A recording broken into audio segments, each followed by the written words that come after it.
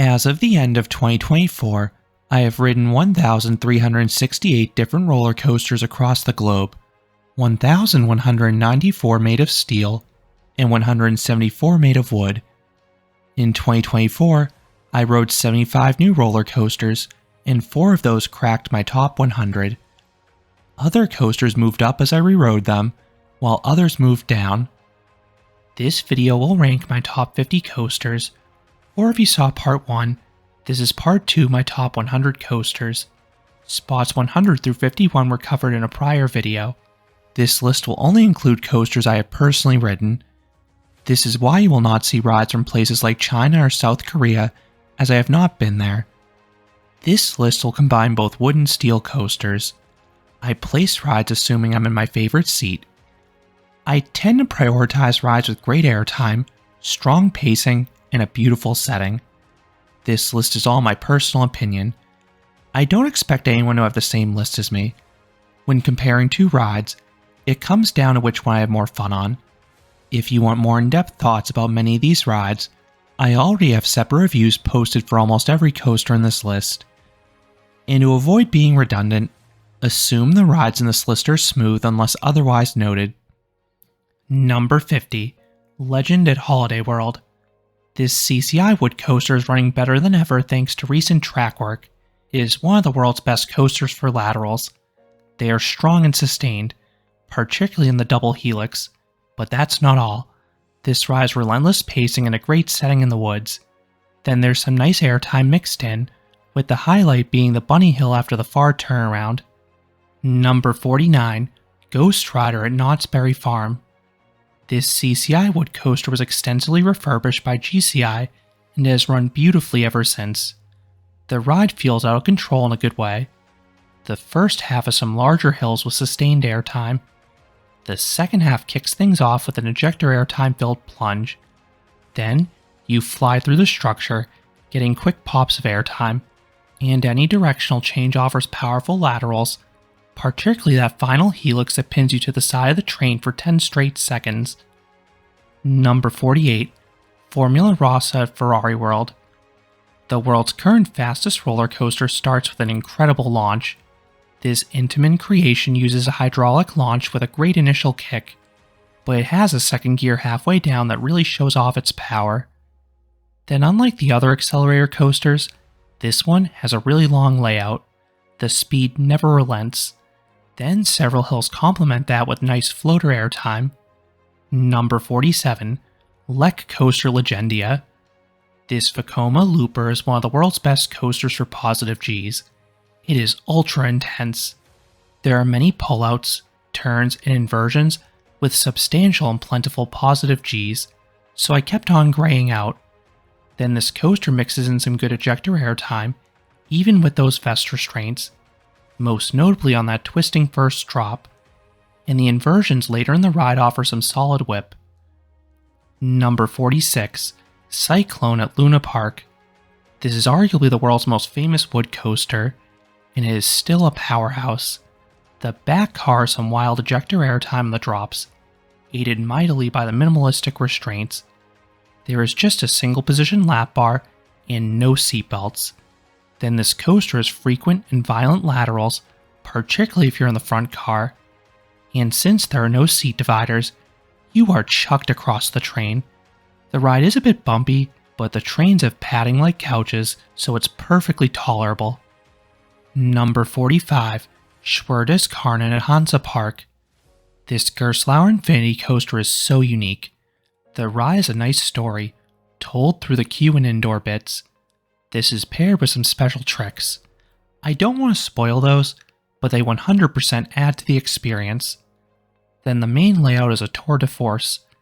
The outdoor portion offers crazy speed, several spots of strong ejector airtime, and vicious laterals that'll fold you over the side of the train. I just wish this coaster were smoother. My latest rides caused a pretty bad headache. Number 44. Wind Chaser at Kentucky Kingdom. The RMC, formerly known as Storm Chaser, is somewhat temperamental. The speed can vary year to year, but when it's running fast, it offers some of the strongest airtime of any RMC. I love the sustained negative Gs on the main camelback and the violence of the trick track double up. Then, there are some fun inversions mixed in, most notably that floaty barrel roll down drop. Number 43, Twisted Timbers at King's Dominion. This RMC hybrid is similar to the prior one in terms of scope and power, but Twisted Timbers is more consistent and a bit longer. If you love ejector airtime, this is the ride for you. I especially love the 3 consecutive camelbacks in the outward leg. They offer sustained ejector, which complements the briefer bursts found later in the ride. Number 42, Medusa Steel Coaster at Six Flags Mexico. This is another RMC hybrid. It has a bit less airtime than the prior two, but this one is superior pacing. It is shocking how fast it feels despite its size. Then this one has a lot of variety. There are not many basic bunny hills, but the turnarounds blend strong laterals into our ejector airtime pops. Then, there's a great off-axis hill in the woods. Then the 3 inversions are fantastic, particularly the first and last one that offer exceptional hang time. Number 41, Wildfire Kolmorden Zoo. This RMC wood coaster has an epic start. There's a steep drop offering excellent ejector airtime. Then, there's a large stall with inverted airtime. And then there's a twist and shout that ejects you well on your side. The rest of the layout bolts up and down a hill. I love those visuals, but it does cause the coaster to bleed off speed at points. Still, most hills offer decent pops of airtime and the 0G rolls of sweet hang time. Number 40, Superman El Ultimo Escape at Six Flags Mexico. This is Morgan's best ground-up hypercoaster. It starts off with an interesting pre-lift down a hill with some airtime. Then the main layout has sustained floater airtime in the larger drops and also on the returning bunny hills. But the highlight is that turnaround section. It blends great positive Gs, intense laterals, and shocking ejector pops into one sequence. You are comically tossed about the train during this part, and I love it. Number 39, Flying Dinosaur at Universal Studios Japan. This B&M creation is the world's most intense flying coaster. The start is downright wild. There is a fly-to-life followed by a pretzel loop. These are supremely disorienting, and they offer crushing positive Gs. Then the turns and helix offer nice Gs as well. And this is complemented by 2 hang-time-filled inversions and some surprising pops of airtime, most notably on the steep drop in the back row. And this coaster offers exciting visuals as you fly over the Jurassic Park area. Number 38, Goliath at Six Flags Over Georgia. This is arguably the most aggressive B&M hypercoaster. These rides always have sustained airtime, but it's stronger than usual here, and a few hills cross into the ejector range. Then the helix turnaround is a grey out moment for me with the immense Gs. A few valleys in the first half have a shake to them, but it is tolerable. Number 37, Twisted Colossus at Six Flags Magic Mountain. This RMC hybrid is a lengthy airtime-packed experience. A majority of the hills offer good ejector airtime. Then, there are 2 great inversions, a stall with inverted airtime, and a lateral heavy 0G roll. Then this is a quasi-Mobius coaster, meaning you experience both sides. There is a pace-disrupting pause in the middle of the second lift hill though, and the duels are relatively rare due to how this coaster is operated, but the near misses are super cool if you're lucky enough to get a duel. Number 36, X2 at Six Flags Magic Mountain. The prototype 4th dimension coaster may have bankrupt aerodynamics, but it was a revolutionary coaster.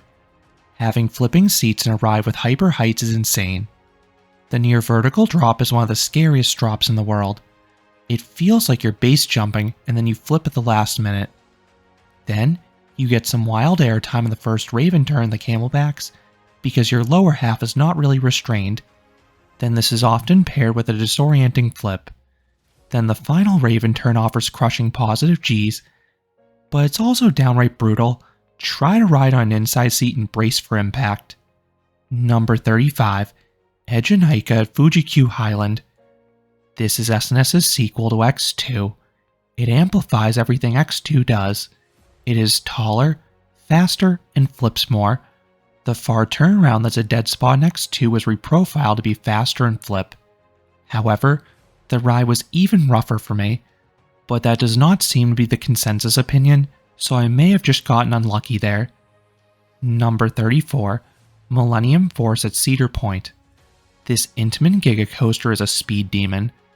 This coaster never slows down, and it's heavenly in the front row feeling all that wind in your face. The first drop is magical between the view and sustained airtime. Then the following overbank offers uber intense positives, and it's one of the hardest grayouts for me. Then the few remaining hills offer some enjoyable floater airtime. Number 33, Pantherian at King's Dominion. The coaster formerly known as Intimidator 305 is raw and unhinged. This Intamin Giga has the speed of Millennium Force, but it is far more forceful. The first drop and Camelback offer plentiful airtime. Then, there are a handful of rapid directional changes, offering abrupt ejector pops and lateral snaps simultaneously. These feel completely out of control. The coasters higher in this list do better in the negative G department, but few can match this one's intensity. Number 32, Expedition G-Force at Holiday Park. This Intamin Mega Coaster is one of the premier coasters in the world for sustained ejector. You are launched skyward on the Camelbacks and the final bunny hills, especially on the latter if you ride in the cooler months when the trims are off. Then I want to highlight the devilishly twisted first drop that offers ejector airtime and violent laterals simultaneously. And the wooded setting is nice. The middle is just okay with the swooping overbanks, but I love this coaster's start and end. Number 31, Fly at Phantasialand. This is a marvelous Vekoma flying coaster. It has a convoluted layout through Rookburg. This conceals the upcoming elements and offers exciting visuals. Then the ride is forceful anyway. The launches have some zip in the prone position. There are a half dozen airtime moments, which feel bizarre in a flyer, then the inversions are graceful. And most valleys and turns offer high positive Gs. It is one of the best coasters for positives in my opinion. It constantly feels like you'll be pressed through the restraint right into the ground. Number 30, Shambhala Portaventura. This is the best B&M hypercoaster. It is massive in scale, and there's a series of long drops. They offer super strong floater airtime, and even a stomach drop sensation because of how long they go for. And the pacing is far better than the other B&M hypers. The trims are minimal during the main layout, and the mid-course break does not occur until the very end. Then as a bonus, you get wonderful views of the mountains and sea throughout. Number 29, Phoenix at Knoebels. This PTC wood coaster is another that stands out because of the minimalistic restraints. They are just single position lap bars and no seatbelts, so the airtime moments lift you a foot into the air. It starts off as floater airtime, but the second half ups the intensity. The final 6 hills all have abrupt ejector bursts, which is genuinely scary with those restraints. It looks cartoonish off-ride seeing people launch skywards. It looks like they're standing up, but the ride really is that powerful. Number 28, Hyperion at Energylandia. This is a diverse Intamin hypercoaster. The first half is an out and back layout, while the second half is a twister. The start has some strong and sustained ejector airtime. The speed hill and Camelback on the return run are oddly weak, but the remaining hills offer brief but good airtime pops. And any directional change along the way offers good laterals and/or positive Gs. Number 27, Enzo at Blackpool Pleasure Beach. Icon is a good mock multi-launch coaster, but this ranking reflects the special spinning seat in the back row known as Enzo. This makes the coaster feel out of control. The airtime is suddenly more exciting when you're taking it at weird angles. Then the spinning fixes the dead points. Experiencing a launch while sideways is novel and offers laterals. Then the finale is the fastest spinning of the ride, almost like a teacup at points. Just make sure to ride alone. You spin way more, and the experience is super disorienting given all the near misses with adjacent rides and pathways. Number 26, Taiga at Linnanmäki. This Intamin launch coaster is a brilliant location on a hill overlooking Helsinki. Then the layout is action-packed, fast-paced, and diverse on top of that. There are 2 fun launches and a handful of solid airtime moments, just not quite as strong as the other Intamins higher on this list. But the highlights for me are the inversions, the large inverted stall, the final barrel roll, and the 0G winder at the start all offer amazing hang time, especially with just those lap bars. Number 25, 2 Tatis at Park Asterix. This is another Intamin multi-launch coaster. This one is a swing launch sequence like Pantheon with punchy launches, some great ejector pops in the bunny hill, and a floaty reverse spike. Then the main layout kicks things off with a top hat. It is trimmed, but it still offers good ejector. Then the other elements weave through the woods and stay low to the ground, so the pacing is great. The inversions chuck you from your seat. Then the other hills offer an assortment of airtime. Number 24, Coaster at Peony Playland. This classic wood coaster was like Phoenix on steroids when I rode it. It had an even thinner single position lap bar and no seatbelts. It has since received the latter, so unfortunately I suspect it would move down on a re-ride. But my memories of my 2019 rides were special. Few airtime moments were scarier. It genuinely felt like you'd leave the train. Then the trains also had no seat dividers, so you'd be thrown across the train on any directional change. Number 23, Wildcat's Revenge at Hershey Park. This RMC hybrid grew on me in year 2. It felt even faster. It feels like a larger, faster version of Medusa. It is chock full of ejector airtime, oftentimes while sideways or off axis. Then there are some strong laterals, arguably the best of any RMC, including the unbanked double down and the 2 0G rolls later in the ride. Number 22, Fury 325 at Carowinds. This Giga coaster is B&M's magnum opus. The first drop is as good as their other Gigas, offering strong and super sustained negative Gs. But the layout is longer and more tenacious. The first half hugs the ground with these wild speed hills. You'll feel the wind try to rip your face off while being thrown out diagonally. Then the return run offers flagector airtime on multiple hills. There are 1 or 2 hills that are just okay in the return run, but everything that surrounds them are elite. Number 21, Hyperia at Thorpe Park. This mock hyper is arguably the best start of any coaster. The first drop is my absolute favorite of any coaster. It offers intense ejector airtime and laterals simultaneously. Then the implement is great, and the outer banked barrel roll offers some of the most sustained and bizarre ejector airtime on the planet. And the stall offers loads of hang time. You then hit a trim, but the final 2 bunny hills still offer good negative Gs. I just wish this coaster were longer. It just does not have the length to place any higher. Number 20, DC Rivals Hypercoaster at Warner Bros. Movie World. This mock hyper is long and forceful, and it's absolutely special in that backwards row. Experiencing a coaster this tall and intense in reverse is breathtaking. The start and end offer very strong ejector airtime. I particularly love the twisting first drop and the non-inverting loop, because they offer powerful airtime and laterals together.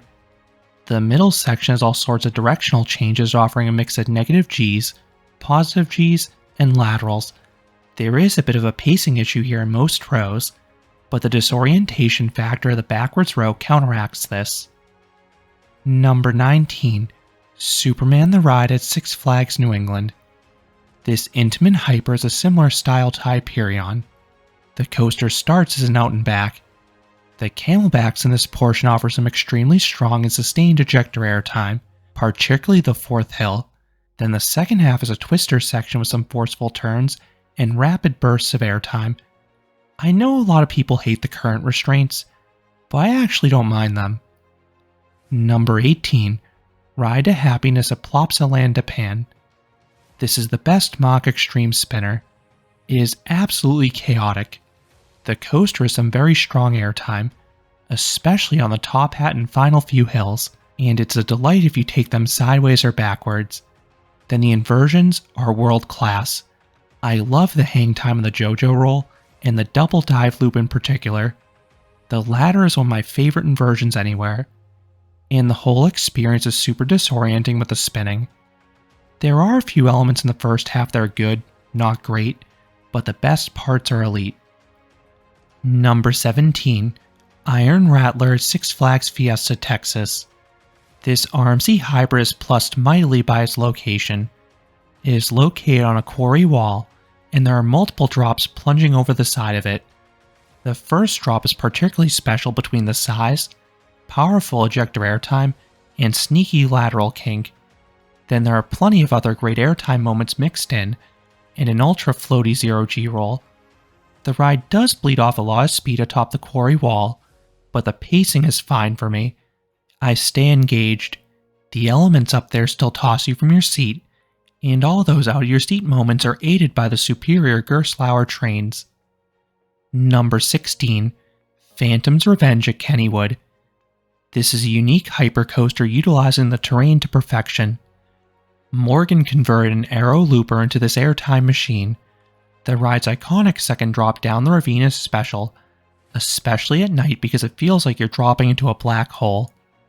Then there are some forceful turns and valleys, and there are a series of bunny hills at the end offering insane ejector airtime. They are powerful anyway, but these restraints are super roomy, so it truly feels like you'll leave the train. This coaster is over a bit too quickly, which keeps it out of the top 15. Number 15. Helix at Liseberg. This mock multi-launch coaster is another ride with an amazing location. This ride winds its way around a wooded hillside, and then the high points offer stunning views of the park and city. The elements are strong as well. There are 7 lovely inversions, most of which throw you from your seat in some form. Then there are plenty of spots for negative Gs, particularly the large camelbacks. These are some of the best airtime hills of any coaster. The launches are weak, but I love everything else. Number 14. Voltron Navira at Europa Park. The prototype mock striker coaster is a long and intense ride. The elements are super diverse. There are 4 launches, including a unique beyond vertical one, and a shockingly powerful backwards launch midway through the ride. The coaster also has 8 inversions that dabble in a wide range of forces. Then there are plenty of airtime hills. I absolutely love the sequence at the start of the second half, where you have these sustained ejector hills in succession. And as a bonus, this coaster has some great theming. A few trains had a really bad shuffle in 2024, but this should be resolved going forward once they're fitted with their suspensions. Number 13. Boulder Dash at Lake Compounce. This CCI wood coaster has an incredibly unique setting on a wooded mountain. This enhances the already phenomenal speed and results in some of the darkest night rides on the planet. Then the layout is strong anyway.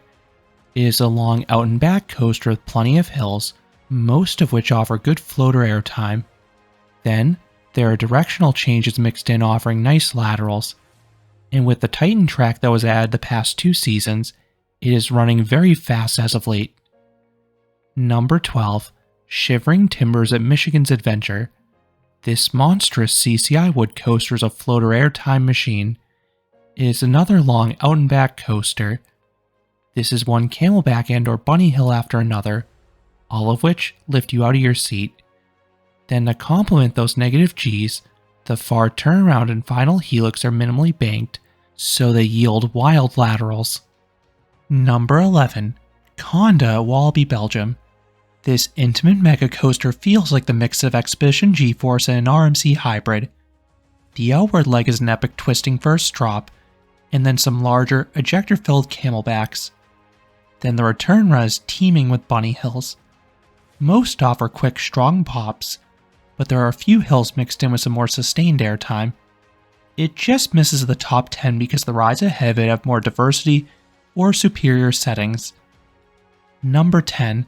Velocicoaster at Islands of Adventure. This intimate multi-launch coaster is outstanding. The launches are punchy. The first half then winds its way through a well-themed raptor paddock. There are several near misses and some good elements, most notably the Immelman and the dive loop that wildly throw you from your seat. Then the second half kicks things into high gear with some intense airtime, most notably on the top hat. and there are two more excellent inversions. The stall is fast and offers inverted airtime. Then the Mosasaurus roll offers upside down ejector airtime while above the water. Number 9. Batman Gotham City Escape at Parque Warner Madrid. This is yet another Intamin multi-launch coaster. While the flow feels similar to Velocicoaster, I think the elements are more consistently intense. The launches are once again good. Then the layout has 4 awesome inversions. I absolutely love the ridiculous hang time on the stall towards the end. Then, there are several wonderful airtime moments mixed in beautifully. And this is another nicely themed coaster, complete with some characters and even a pre-show. Number 8. Zadra Energylandia. This is an RMC Hyper Hybrid with breakneck pacing. The speed is relentless, as are the elements. The first half is an incredible sequence with super sustained airtime. This includes a gigantic first drop, a large turnaround, a supersized stall, and a wildly banked twist and shout. Then the finale has some more strong bunny hills, most notably this little violent S-hill, and then you also have 2 quick inversions towards the end. Number 7. Outlaw Run at Silver Dollar City. This RMC wood coaster is blazing fast. It charges down a wooded hill and flies through the woods. This is a special setting. Then the elements are excellent as well.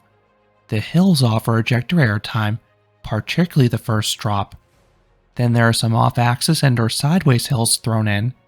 The only time you slow down is for the double barrel roll at the end, but that actually enhances the hang time, so it works. This coaster has some bumps and wheel seats, but the main thing stopping this coaster from the top 5 is its short length. Number 6. Untamed at Wallaby Holland. This RMC hybrid is a beautiful combination of powerful ejector airtime and hang time filled inversions. With regards to the latter, I absolutely love the double inverting stall towards the start. It is super disorienting. Then I also love how this coaster has some sustained hills on the outward leg before switching to the briefer, thigh-crushing bursts of the negative G's in the return run. Number 5. Iron Gwazi at Busch Gardens, Tampa. This is yet another RMC Hyper Hybrid. This may be the company's best paced coaster. It charges through the course with no dead space, and it also applies better positive G's than usual. There are some very strong ejector airtime spots as well, most notably the slightly beyond vertical first drop, the large outer bank turnaround, and the feisty wave turn underneath the lift. Then, there are 2 fast inversions, including an ultra whippy barrel roll down drop that is deservedly called the death roll. Number 4. Airy Force 1 at Fun Spot Atlanta. This RMC hybrid is an ejector airtime buffet. It feels like a wilder version of Untamed. There are some breathtaking airtime moments, particularly that outer bank and the quad down. The latter is so forceful that quite a few people consider it to be too much. Then there are 4 inversions seamlessly woven in. The 2 high-speed and incredibly whippy barrel rolls are particularly memorable. Number 3. Voyage at Holiday World. This Gravity Group wood coaster seemingly never ends. It feels like an endurance test in a good way. It feels like 3 distinctly different rides spliced into one. The outward leg feels like a mega coaster with a giant camelbacks. The turnaround section mixes bunny hills and quick turns. Then the return leg weaves back and forth while throwing in plenty of bunny hills. This ride is fast and relentless, and nearly every single hill offers airtime. Oh, and it also is a great setting on a wooded hill. Number 2. Steel Vengeance at Cedar Point. The original RMC Hyper Hybrid is the company's longest coaster, and it is spectacular. It has the most ejector airtime of any coaster on the planet. Nearly every hill violently launches you from your seat. The first half has these amazing sustained hills. Then the second half is briefer bursts as you zip on through a dense support structure. And then there are 4 very good inversions mixed in with those negative G's. It is truly incredible how much time you spend out of your seat here. And coming in at number 1 is Lightning Rod at Dollywood. This RMC creation is flawless pacing. Once you crest that first drop, you zoom over a wooded hillside, and the layout has several marvelous airtime hills. The beginning has a wave turn and a twist and show with oodles of sideways airtime. Then, the return sequence is straight ejector airtime, most notably that legendary quad down the hill. And as icing on the cake, the ride began with a deceptively forceful uphill launch the last time I rode it. While that launch has since been replaced with a chain lift for reliability purposes, I imagine this coaster is still placed very highly for me. I have heard that everything from the drop onwards feels identical, which from experience is elite. Those are my top 50 roller coasters as of 2024. What are your thoughts on these coasters? Are there any that you think are too high, or any that are too low? Let me know down in the comments. If you enjoyed this countdown, I would appreciate it if you gave this video a like, and you consider subscribing, because there will be a lot more roller coaster amusement park videos here at Canopy Coaster. Thanks for watching.